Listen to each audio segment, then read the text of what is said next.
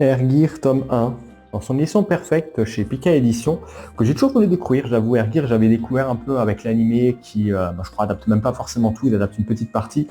Et ça m'a toujours un peu intrigué, cet aspect roller, enfin une sorte de roller super pouvoir qui m'intéressait un peu.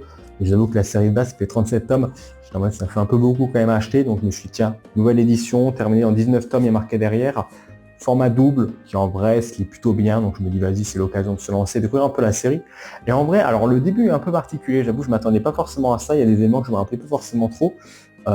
C'est assez calme, on a quelques trucs un peu de roller, on va suivre Ricky, qui est un peu le personnage principal ici, qui est un collégien qui se bagarre pas mal, mais qui est dans une ville où une sorte de sport un peu a été créé, le air trek, c'est des gens qui modifient des rollers pour mettre des moteurs dessus et qui permettent ensuite de faire des figures dans les airs, de s'envoler et de faire des trucs complètement sensationnels. On a par exemple un passage, un moment où ils essaient d'escalader des murs, ils essayent de passer sur des trains et tout ça, ils vont vraiment à des vitesses quasiment supersoniques, ou des fois même des personnages, je crois que c'est vers le début à peu près, qui arrivent à voler un peu dans les airs et faire des figures totalement sensationnelles. Donc ça va permettre, je pense, de belles choses aussi un peu sur la fin de la série, ou même plus tard avec des belles figures. En plus, on a upgrade au dessin, donc autant vous dire que ça risque d'être un régal, hein, malgré l'aspect un peu fan service. Même si dans ce tome, je trouve que ça va. Il y a un passage un peu au début où on a vraiment tout le fan service. Moi qui lis souvent dans le bus, je vous raconte pas que j'ai passé assez rapidement cette page quand même.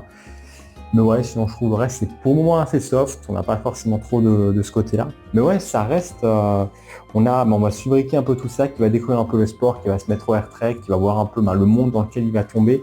Pareil, ce que je trouve une page peut-être un peu sympa ici.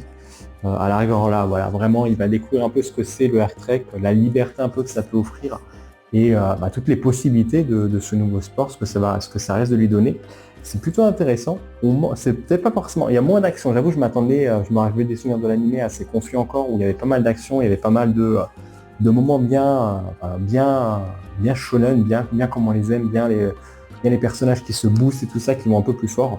Pareil, je sais qu'il va être accompagné après de certains potes qui vont l'accompagner, qui vont aussi créer un gang un peu entre tous les deux. Donc c'est pas encore forcément le cas dans ce tome-là.